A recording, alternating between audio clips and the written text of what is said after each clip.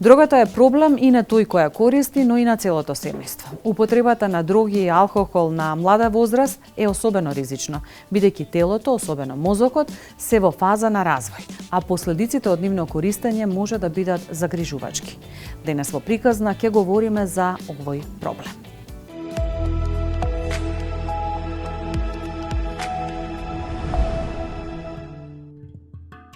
Фондацијата Рето Надеж е центар за рехабилитација на зависници од дрога. Да се формира таа фондација пред се потребата на луѓето кои што разбрале дека ја има, да кажем, во оваа држава, значи луѓе кои се зависници од дрога и алкохол. Иначе сме меѓународна организација која потекнува од Шпанија и функционира околу 30 години во повеќе од 30 држави во целиот свет. И значи самата смисла на луѓето била да дојдат тука, да видат потребата на луѓето кои се во потреба, да може да отворат еден центар каде што едни такви луѓе ќе можат да дојдат, да престојуваат, да нешто научат, да видат нешто различно, да можат нивните животи да се променат и наравно нели да може да продолжат со еден нормален живот, да живеат нормално и тоа. Вакви центри има во повеќе од 20 земји низ светот. Кај нас е отворен пред 15 години. Функционира како социјално предпријатие кое работно интегрира зависници од дрога, а во исто време се грижи за животната средина репарирајќи стар мебел.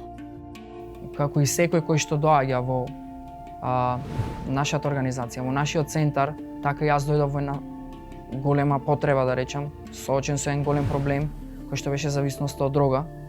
И како да кажам, значи кога се заврши таа програма, кога го поминав тој процес на рехабилитација, по мој собствен избор, еден избор при чиста совест, посакав да остана во центарот и да помогнам исто како што луѓе ми помогнале на мене. Во рамките на центарот функционира работилница за репарирање мебел, во која практично и се одвива целиот процес на рехабилитација. Нашата да кажам, све она што ние правиме, нашиот центар сам се финансира со тоа што значи луѓето кога ќе дојдат кај нас, центарот е бесплатен, значи не се наплаќа ништо за нивниот престој таму, затоа што се само финансираме. Се финансираме на таков начин што имаме оддел каде што изработуваме мебел, нов мебел значи од иверица, имаме оддел каде што поправаме бела техника, која што ја добиваме со поклон од граѓаните, најмногу нели од град Скопје, кои не познаваат затоа што веќе со години сме тука и кога менуваат нешто или имаат нешто такво, значи ни поклонуваат, ние со наши луѓе, со наш превоз идеме, тоа го превземаме. После тоа, значи, она што можеме да искористиме, нели, искористуваме, како да се продае, нели, во втора рака, она што не можеме да искористиме, го селектираме во отпад, нели, и сето тоа. И како некој кој што сега започнува и сега почнува да ги гледа работите од една друга перспектива, зашто досега сум ги гледал од перспектива на пациент, од перспектива на човек кој што е во потреба, сега гледам како да помогнам во тие потреби. Сега гледам како да нели ги разберам луѓето кои што се од мојата група, во смисла доаѓаат од еден ист начин на живот, ист начин на размислување и како сега јас сум со мојот живот еден пример за тоа дека може да се промени, гледам како да го насочам нели цело моје внимание, цела моја енергија таму. Многуми не успеале да се откажат од зависноста и да се вратат во нормалниот живот. Целта на Рето Надеж е да им овозможи шанса за нивно рехабилитирање и враќање во нормалноста. Не треба некогаш да заборавиме дека нели центрите или ваквите организации од овој тип постојат пред се со таа примарна цел да се изврши таа рехабилитација, да се заврши таа рехабилитација која што е физичка, која на крајот мора да заврши, во смисла има еден период каде што таа завршува. Подоцна мојот фокус е како тие луѓе да се ресоциализираат, во смисла да можат да влезат во општеството како совесни граѓани кои што ќе придонесуваат општество да оди напред и нормално како луѓе кои што некогаш само предизвикувале проблеми, сега да речам после тој период да бидат луѓе кои што ќе бидат примери за другите. Меѓутоа пред се она што сме фокусирани е луѓето да научат да имаат еден нормален живот. Што значи еден нормален живот? Да се знае кога е време за станување, да се знае обврските кои ќе ги чекаат во тој ден, работи кои треба да ги извршат, работи за кои треба да бидат одговорни и во сето тоа на еден начин се поттикнуваат луѓе со тоа, знаете, ќе му дадете некаква одговорност, нешто самиот тој да може да направи, зашто зборуваме нели за група на луѓе кои доаѓаат на еден начин сами да се сеќаат као отфрлени од ова општество, као да не припаѓаат тука, као да за нив е малку, знаете, чудно да се снајдат за било што овој. И на еден таков начин им пружаме да можат да видат дека животот сепак не престанал, дека животот може и понатаму да иде, дека можат на еден начин да се обноват, да бидат таму, да се рехабилитираат и да продолжат со еден нормален живот. Рето Надеж им нуди можност на овие луѓе да ја надминат состојбата во која се наоѓаат и да ја победат својата зависност.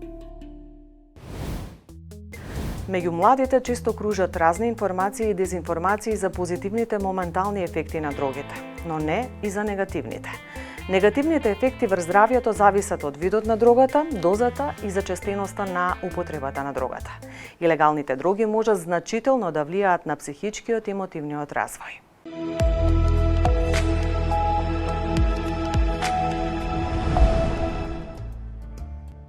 Дрогите се хемикалии кои влијаат на мозокот со соединување во неговиот комуникацијски систем и мешање на начинот на кој невроните нормално испраќаат, примаат и обработуваат информации. Некои опијати, како што се марихуаната и хероинот, можат да ги активираат невроните, бидејќи нивната хемиска структура прави симулација на природен невротрансмитер. Оваа сличност во структурата ги збунува рецепторите и им овозможува на дрогите да ги активираат невроните.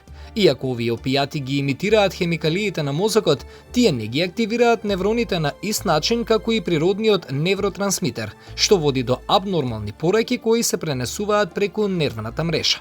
Во 2019 последно истражување на ЕСПАД, тоа е европско истражување што се спроведува помеѓу средношколска популација, покажува дека најчесто помеѓу оваа популација најчесто потребувани дроги се канабис, кокаин и амфетамини, додека се помалку, значи трендот на употреба на опијатни дроги се намалува. Ова конкретно, значи според тоа истражување е за какви дроги во Македонија се употребуваат младите во средношколска популација. Амфетамините, вклучувајќи го и метамфетаминот, се мокни стимуланси кои можат да создадат чувства на еуфорија и будност.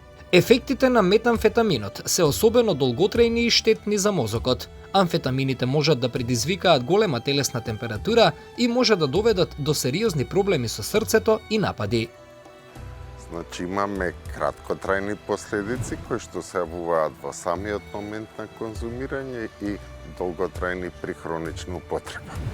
Во однос на краткотрајните, тие се фактички причина поради која што некој посегнува по било каков наркотик. Тоа се краткотрајно доживување на претходно недоживеани искуства во вид на различни слушни, видни халуцинации. Секако дека тоа зависи од типот на дрогата, психоактивниве супстанци кои што фактички, како што се изразуваат младите, ги подигнуваат, даваат еуфорично расположение, насмеаност, логороичност, храброст да се направат работи кои што нормално не би се направиле и така натаму. Тоа е во однос на, условно да го кажеме, убавиот ефект на дрогите. Меѓутоа, правиот пекол настанува понатаму, со оглед дека после еднократно, двократно уживување се јавува нагонот за повторно и повторно зимање, појава на јаки абстиненцијални кризи, кои што предизвикуваат барање на се појаки дроги, се понови дроги и поголеми количини.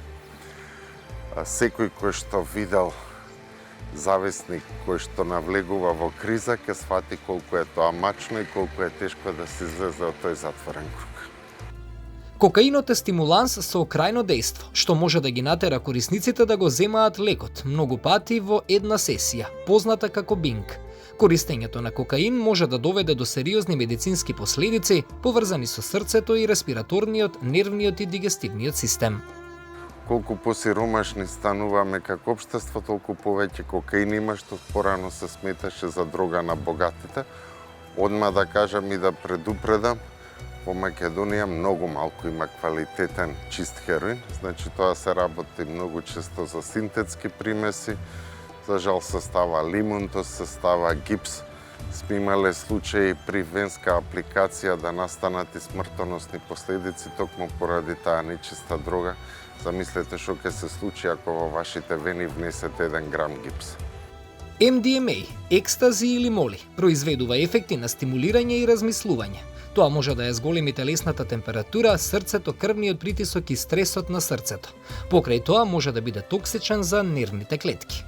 LSD е една од најмокните халуциногени дроги или лекови кои ја менуваат перцепцијата. Неговите ефекти се непредвидливи, а насилниците можат да видат живописни бои и слики, да слушнат звуци и да чувствуваат сензации кои изгледаат реално, но не постојат.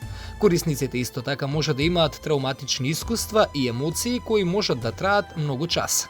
Хероинот е моќен опиоиден лек кој произведува ефект на еуфорија и чувства на релаксација. Го забавува дишењето, а неговата употреба е поврзана со зголемен ризик од сериозни инфективни заболувања, особено кога се земаат интравенозно. Луѓето кои стануваат зависници од опоидни лекови за ослободување на болката, понекогаш се префрлаат на хероин бидејќи произведуваат слични ефекти, но со засилено дејство. Па тоа се секогаш младите, за жал. Секогаш младата популација е таа која што највеќе посегнува по дроги, макар што има и некои појави што се интересни. Еве, например, Канада пред година дена го либерализира, односно декриминализира канабисот за комплетна употреба, таму може слободно секој да го користи. И се појави една интересна тенденција, која што може би треба и ние да размислиме. Од кога е легализиран канабисот, бројот на млади до 18 години кои што го конзумираат е паднат за 18%, додека по старата популација над 45 години за 25% е зголемена. Значи не може да кажуваме дека секогаш постои некоја строго дефинирана граница. Постариве нели малку повеќе се плашат од законот, па сега видоа дека е нешто дозволено, па почнаа да користат стимулативни средства. Постои национална стратегија за дроги во Македонија, која што последната е донесена во 2020 година и ќе важи до 2025 година. За жал, поради ковидот, многу малку е спроведено таа стратегија. ХОПС сега ќе припрема, ќе прави заедно со Министерство за здравство, ќе поддржи независна евалуација да се направи на досегашното што е спроведено, меѓутоа тоа што сега го знаеме и во оваа национална стратегија за дроги и во сите претходни постои секоја национална стратегија согласно нели европските овакво и светските се состои од 3 пилари: превенција, значи кој што има превенција, односно намалување на побарувачката, потоа имаме нели гонење на криминал, каде што е намалување на понудата. Сега во делот на превенција, за жал, нашата држава многу малку прави. Ние досега тука сметам дека има огромна улога и недостаток во образовниот процес. Значи, прво, во програмите немаме унифицирана, стандардизирана превентивна програма која што треба да се спроведува и преку образовниот процес, меѓутоа нели еве вака преку едукативни емисии, меѓутоа тоа не може да е паушално. Значи си има стандарди кои што се пропишани, кои што треба да се прилагат на контекстот. Ние за жал се уште чекаме надлежните да направат таква програма и да почне да се спроведува оваа програма. Имаме само 2 центри за превенција, дневни центри кои што работат на превенција помеѓу млади и опфаќаат секако и нивните родители.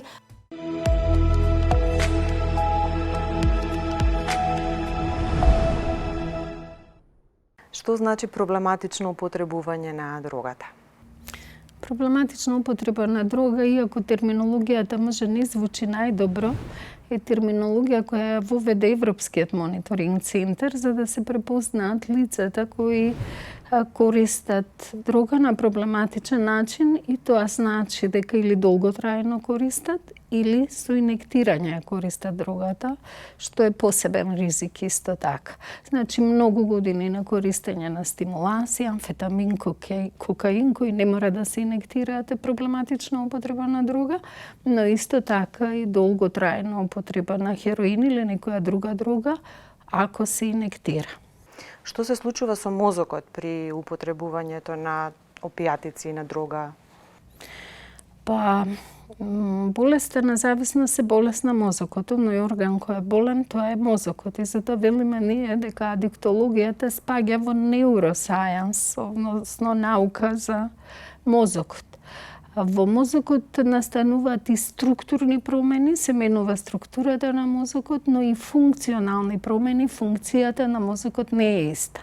Значи, како за секоја друга хронична болест, каде што имаме етиолошки причинител, ќе влезе причинителот во организмот, во телото или во органот засегнат и ќе предизвика болест, и тоа може да биде вирус, бактерија или не знам нешто друго, и ќе предизвика патолошка состојба. Овде кога влегува дрогата, таа е агенсот, мозокот е органот кој заболува, односно дрогата ќе предизвика промени на мозокот. Меѓутоа, важно е да се спомени дека не секоја еднократна употреба на некоја супстанца ќе предизвика болест. Значи, тоа се случува кај луѓе кои се ранливи, детерминирани, предодредени да развијат зависност од разни причини, или ако долготрајно се употребува дрогата, но кај оние што се ранливи и при првата и втората употреба мозокот памти.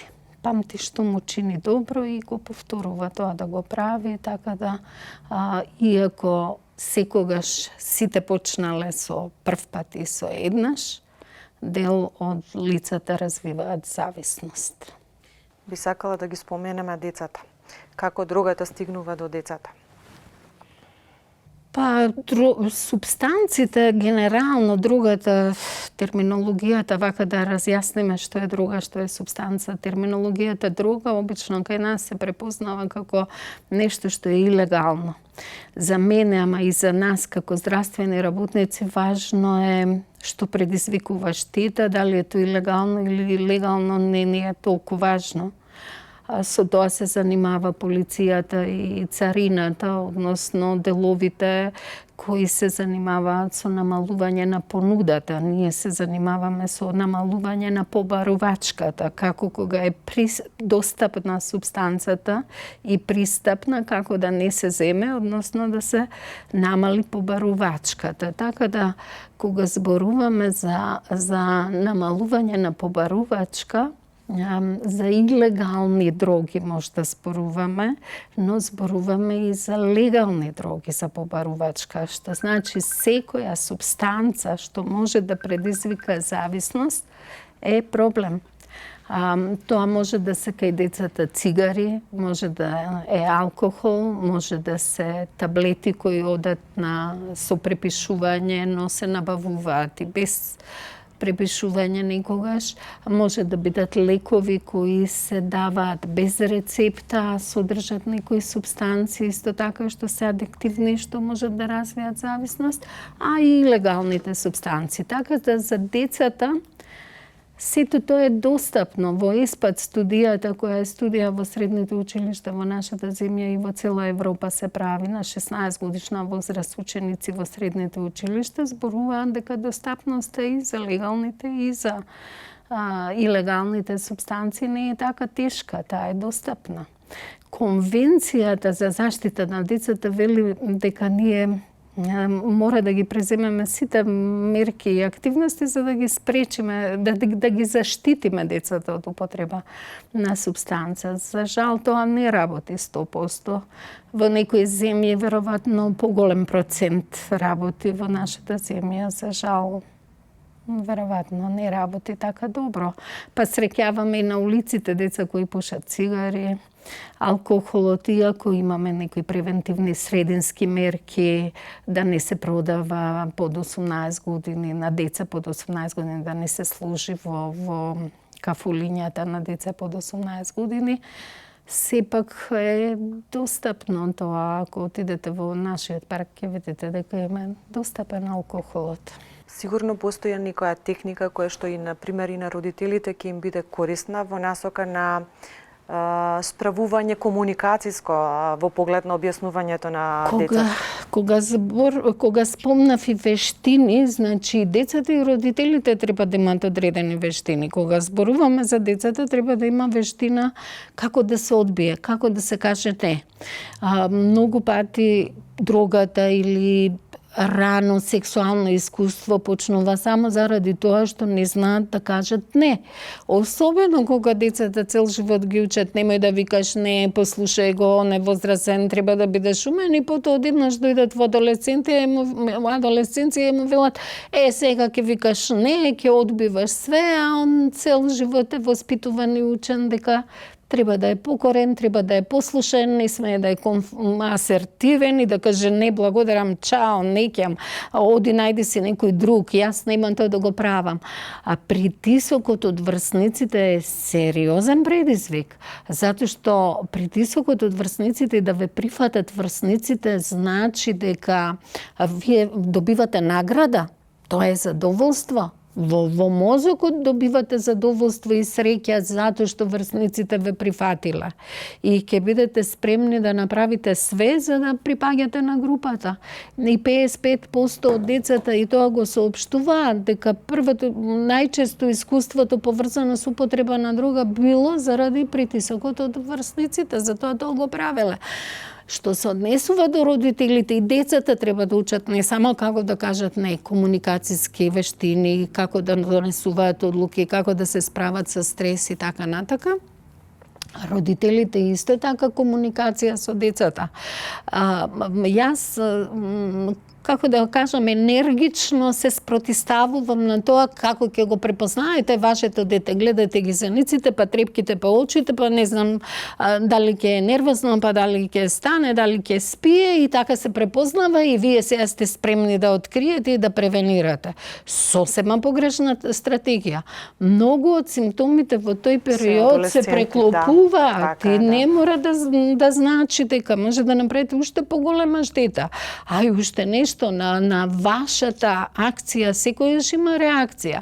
Некој некогаш кажал дека зениците треба да се широки или тесни, ако кажат дека се тесни зениците, тоа значи дека се има дрога, и мајките брзо и татковците, се надевам, гледаат во очите дали е широка, дали е тесна зеницата. Децата си научиле дека ако капнеш капки за очи, ќе ги прошириш одредени капки, ќе ги прошириш зениците, они ги шират зениците, еве ви широка зеница, сакате на широка зеница, сакате тесна, еве ви тесна. Крвави биле очите од марихуана. Точно е тоа, не велам дека е грешно како знак, да, тоа се случува. Децата научиле капни прокулин, нема да ти бидат крвави очите, они пред да дојдат ќе капнат прокулин. Значи не е тој начинот. Родителите не треба да бидат полицајци, треба да ги мониторираат децата, треба да ги следат, ама следењето треба да оди преку разговор, каде одиш, што одиш, да му дозволи да зборува на детето, да го разбере, да не го осудува, значи тоа ќе направи да има точен увид што му се случува на децата. Вели треба да го прашаш кај излегуваш, кај одиш, кога ќе се вратиш, со кого излегуваш, да ги знае неговите другари, да го знае друштвото, да ги покани дома, да се дружи со младите, а не да ги гледа очите и зениците какви се на детето и дали детето е нервозно. Детето ќе е нервозно и девојката кога нема да го бендиса. И тогаш што да му рече, уште повеќе намогинот бензин ќе ставите. И знаете како кога јас познавам мои пациентки кои кога немале никаква врска со употреба на супстанца, дома ги крстувале дека се наркоманки со таа терминологија, па ги носиле дури и по психијатри да ги прегледуваат, и кога јас ја добивам нивната историја на употреба на супстанца, гледам дека 2-3 години порано почнало стигматизирањето, дека они се чудни, дека они употребуваат, па потоа се десила употребата на дрога. Колку на лицата кои што се зависници стигмата и стереотипите им го отежнуваат и решавањето на проблемот и живењето на животот. Така е, нема да побараат прво третман. Што подоцна во третман, толку полош одговор. Така да стигмата и како допринесува. Превенира од барање помош, превенира од барање работа. Значи, од нешто што се многу основни работи за добар квалитет на живот.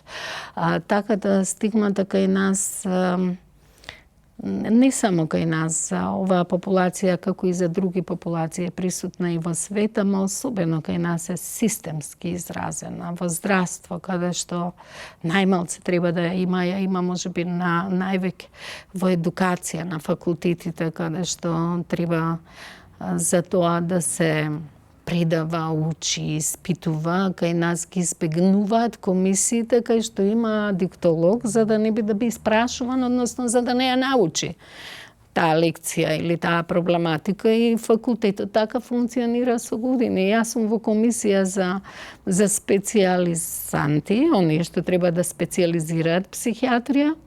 Со години таа комисија не паѓа, затоа што специјализантите велат, ако ве видиме вас во комисија, тоа значи дека треба да го учиме тоа. Ако вас ве нема, ние тоа не го учиме. И тоа е стигматизација. Тој дел од науката, скотом. Не треба да се знае, ќе избегнеме комисијата, нема да учиме и факултетот ништо не прави за тоа.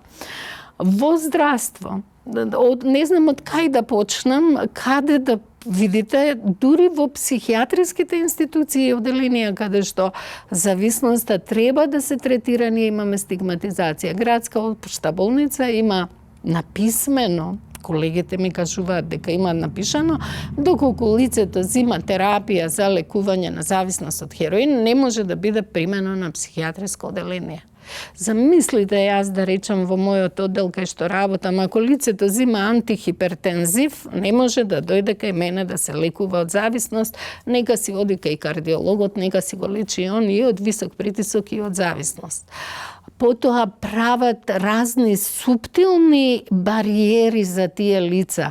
Вели во градска општа болница, која е градска општа, не може да се лекува од другите општини. Таа не е општинска болница. Сите болести можат да се лекуваат на сите граѓани од овој град, од што и да е болен друго, ама ако е зависник, таму не може. Па дури и неговата општина да е на километар, 2-3 многу поблиску до таа болница, него до популарно наречената кисела вода, каде, например, од Сарај треба да помине покрај градска болница и да оди во кисела вода, затоа што таа болница не ќе да третира лица што не се од таа општина.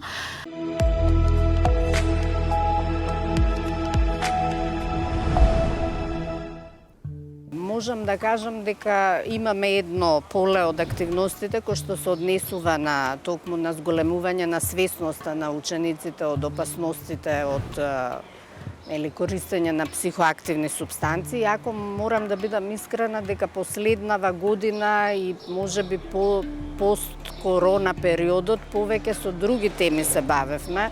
Повеќе се бавевме со менталното здравје заради тоа што потребите на учениците беа такви и повеќе има потреба да се прават работилници од тој тип. Но во минатото сме изготвувале и наши работилници или информативни активности на класните часови, а и сме канеле експерти од областа кои што зборувале за зависности, зборувале за превенција и за интервенција во случај на постоење на зависност. Ги информираме за тоа кои можат да бидат последиците, зборуваме за тоа што значи социјален притисок, бидејќи многу често заради возраста тие имаат потреба и да експериментираат, имаат потреба да бидат прифатени во друштво и сега доколку во друштвото се наметнува тренд ајде да пробаме, ајде да конзумираме, тогаш децата, учениците, младите се изложени под социјален притисок, притисок на врсниците и често се случува да заради таа потреба за прифатеност или да се биде во групата, да се експериментира. Навистина е комплексно прашањето заради тоа што сега во период кога страда менталното здравје, навистина страда менталното здравје бидејќи резултатите на кои што се правени на истражувања на наша популација се загрижувачки. Еден од начините на справување со анксиозноста или панични напади или депресивност е навлегување во ризично однесување, односно конзумирање на алкохол и психоактивни супстанци, меѓу другите ризични однесувања, и заради тоа се очекува или е реално да се зголеми и употребата и на алкохол и на психоактивни супстанци, бидејќи притисокот што децата го чувствуваат, немањето на стратегии за справување како најдостапен и најлесен начин е посегнување по психоактивни супстанци. Сега, многу е битно во овој период, особено во адолесценцијата, во пубертетот уште, бидејќи реално границата е доста спуштена. Ако порано учениците има искуства со психоактивни супстанции некаде околу 17-та година, сега веќе со 15 години тие започнуваат и да конзумираат и да пробуваат. Така да потребна е голема будност, потребно е многу разговарање, потребно е следење на состојбата на децата и оно што секако е многу битно да самите ученици си ги афирмираат своите интереси, да се бават со различни воннаставни активности, со различни хобија, бидејќи само на тој начин овозможуваме превенција. Исто така, навистина постојат техники и како да се каже не, и техники како да се справам со врсничката група, но да кажам и реално дека во воспитно-образовниот систем системски не е ова прашање покриено. Порано имавме соработка и со Центарот за јавно здравје, па доаѓа и стручни лица држеа обуки, сега тоа некако е, да кажам, по-стагнирано, а реалноста е дека навистина и tekako ни се потребни и програми за превенција, програми за заштита, центри каде што ќе можеме да кажам, системски да ги упатуваме учениците кои што веќе имаат проблем или забележуваме дека имаат некаков проблем. Па да, за овие многу години работен стаж сум имала неколку искуства, каде што ние како стручна служба сме дале насоки, сме соработувале, сме биле поддршка на тие ученици и можам да кажам дека се тоа успешно сме го покриле и децата, мислам, си продолжиле да бидат и функционални и успешни луѓе во општеството. Кога забележуваме промени во однесувањето, во соработка со наставниот кадар, ги вклучуваме родителите како систем и морам да го назначам, да го пофалам советувалиштето, сакам да знам каде што има стручна помош и многу често, нели, во вакви случаи ние се повикуваме и соработуваме со стручните лица од таму кои што ни помагаат, ни даваат насоки како, нели, да постапиме во одредени случаи. Во пракса сум имала случаи кои што успешно била дадена поддршка и биле така завршени учениците. Она што е значајно во однос на тие, да кажам, род или пол, како веќе го третирате, не можам да кажам дека постои значајна разлика, дека за некој род или пол е тоа поспецифично, а сепак можам да кажам дека немам ни релевантни податоци. Ова е чисто од некоја моја пракса или некој мој впечаток. Да, марихуаната е доста застапена, меѓутоа навистина последниве години и посериозните психоактивни супстанци се присутни кај младите. Она што исто е, за жал, морам да го нагласам, дека не постои отворена дебата во општеството за ова прашање, не постојат податоци, нити пак програми кои што се бават со ова, така да сметам вашава тема што ја отварате е исклучително значајна и дека навистина полето на кое што треба во иднина да работиме е токму ова прашање. главен совет за родители кои што имаат деца кои што се во пубертет и во адолесценција за мене е да го одржат контактот, да комуницираат, да поминуваат време заедно, да следат, не во смисол на контрола, затоа што контролата е најголем, мислам, најнесоодветна за возраста, туку напротив, да ги охрабрат децата во насока на нивна самодоверба и во насока на градење на однос помеѓу родителите и учениците, кој што би бил исполнет со прифаќање на состојбата, со доверба, затоа што се може да се случи, нели како искуство, но многу е битно да знам дека, нели како дете, можам да им се обратам на моите родители, можам да споделам што се случува, затоа што само така можам и да добијам соодветна помош.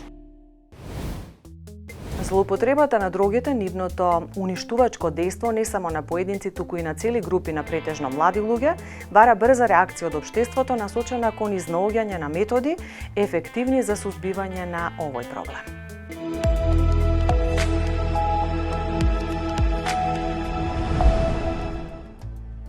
Кај младите секогаш забранетото е посладко и тие гледаат да најдат алтернативен пат. Тука би сакал да кажам дека голем број за жал од овие нови супстанци, ние во таа борба секогаш ја губиме битката. Први ние имаме проблеми да ги детектираме. Значи фармацевската индустрија од која што во главно произлегуваат овие ќе смени еден радикал во самото јадро и со постојните анализи ние не може да ги детектираме овие дроги. Голем дел од нив се легални за употреба, може да се нарачаат и преку интернет, младите веќе знаат, но ние страници Legal High, Legal Herbal и така натаму може да се нарачат различни синтетски канабиноиди кои што може да ви стигнат за жал и на вашава домашна адреса, убаво спакувани во вид на чоколадца, во вид на различни бомбони. Родителите мислат дека децава нарачале нешто за освежување, тоа е за освежување, меѓутоа на погрешен начин. Родителите неопходно е да бидат свесни за можните психолошки промени кај нивните деца. Ако тие можат да го сторат тоа, тогаш тие ќе можат да ги избегнат проблемите со дрогите и ќе можат да видат дека употребата на дроги веќе започнала. Но за жал, родителите обично се последните што забележуваат. Успешен случај постои неизлекувани, макар што ние секогаш сме многу предпазливи, зашто за жал имало случаи кога по 20 на години се потполно чисти, па после тоа повторно се посегнува по истиот порок. Така што ние се уште се држиме на терминот дека абстинира. Успешна приказна може да кажеме ако доживотно почини па од природна некоја друга болест, па да кажеме дека е навистина. Инаку тоа е пекол за фамилијата во секој поглед. Замислете дека дневните потреби се никаде, ако споруваме за квалитетна дрога, тука се околу 100 евра. Кој може тоа да си го дозволи без да влезе во светот на криминал, проституција и така натаму. Продавање на имоти, уништени фамилии. Знаете, многу е тешко кога ќе дојде мајка која што веќе толку долго пропатила, што ќе рече зошто го спасивте. Подобро да го исплачам еднаш, некој секоја вечер да го исплачам. Другата е семеен проблем, не е индивидуален проблем и ако работиме со зависности, тогаш целото семејство е потребно да се вклучи, за да може да даде поддршка во процесот на рехабилитација, потоа и на ресоциализација, се со цел да го разбере човекот и да ги разбере неговите внатрешни содржини, неговите внатрешни конфликти со кои што се соочува. Имено, знаете како, кога се соочуваме со голем број на проблеми, кога сме во недоумица, кога сме неприфатени, кога сме отуѓени или осамени, младите и ќе се повлечат во еден таков период. Социјалната изолација е многу често присутна пред да влезе зависноста или да влезе психоактивната супстанца на дневен ред. И во таквата една состојба, кога не може да изгради некоја слика за која што мечтаел дека сака да ја изгради или за себе, другата наеднаш ќе ги реши сите тие проблеми. затоа што единствен проблем станува зависноста, односно дрогата, а се друго исчезнува. Така и за семејството, така и за младиот кој што почнува да користи дрога. Сега, белом не е лесен процесот психотераписки во работа со зависностите, затоа што покрај тоа што треба да ја стабилизираме употребата, односно да ја оттргнеме употребата и да влезе во некаква абстиненција лицето кое користи дрога, сепак е потребно да истовремено работиме на сите овие образци кои што придонеле да еден млад човек се чувствува нереализиран, отуѓен, отфрлен, без да припаѓа никаде. А ако не припаѓа никаде, најлесно ќе припаѓа во некаква група која што се идентификува со една своја карактеристика, да речеме посилна или поинтензивна, а дрогата е навистина моќна во тој поглед. Имате некој со зависност, мора да работите на самата личност, на карактеристиките на личноста, како е настаната таа зависност и нешто што во последно време гледаме и многу истражувања окажуваат на семејниот систем, на семејната поддршка. Укажано е дека семејната поддршка е една од најклучните работи. Комуникацијата е секогаш подобар начин да се дознае вистината, отколку обидите да се биде детектив на сопственото дете. Младите имаат право на приватност и често може да се чувствуваат навредени и бесни кога родителите ја нарушуваат нивната приватност. Тоа што родителите може постојано да го прават е да ги следат промените кај детето. Затоа мора сите да бидат обучени, прво наставниот кадар, стручните лица, матичните лекари имаат клучна улога, значи во овој момент може родителот нема да препознае, меѓутоа матичниот лекар одредени знаци може да ги препознае и треба да советува и соодветно да го упати. Затоа што со сила од друга страна еве родителот ќе препознае и што ќе направи, ќе оди ќе го затвори детето во, не знам, болница некоја, во тераписка заедница, со сила ефект барем од тоа што ние го работиме на полето на третман, рехабилитација и ресоциализација, никој не постигнал успех. Значи потребно е мотивирање, потребно активна вклученост на лицето кое што треба да се третира за да има успех. Важно е да се нагласи и дека промените што најчесто се сметаат како знаци за употреба на дрога, особено однесувањето, често се и вообичаени промени што се јавуваат во периодот на адолесценција. Но некои од знаците се поспецифични, телесните симптоми и поседувањето предмети што се користат при употреба на дрога. Зависноста не е болест на која може да се пријде само од здравствен аспект. Тоа е акутен проблем со хронична историја и иднина, од повеќе аспекти. Затоа, лекувањето на зависностите од дрога е комплициран, долготраен процес во кој што се вклучени многу страни и многу активности, особено што зависникот од дрога е многу далеку од реалниот поглед на својот проблем. Злоупотребата на дрогите, нивното уништувачко дејство не само на поединци, туку и на цели групи претежно млади луѓе, бара брза реакција од општествата насочена кон изнаоѓање методи ефективни за сузбивање на овој проблем. Првен ќе биде кон родителите. Контролирајте што прават вашите деца на мреживе. Затоа што денеска другата е подостапна од било кога. Во текот на овие 2-3 пандемиски години се развија одлични мрежи преку кои што може другата да стигне на вашава домашна адреса. За жал, дури и на Google Play може да се најдат апликации на кои што може да се нароче разни канабиноиди кои што ќе ви стигнат на домашната адреса. Секако тие перзистираат една недела, па кога ќе ги откријат ги затвараат. Меѓутоа, децава во сите добри страни на интернетот научија и како да ги користат лошиве страни. Онатаму гледајте со кого се дружат децава, не ги форсирајте премногу, затоа што најголем дел од земањето на психоактивни субстанци се должи на тоа што не може да се издржи секојдневниот терет.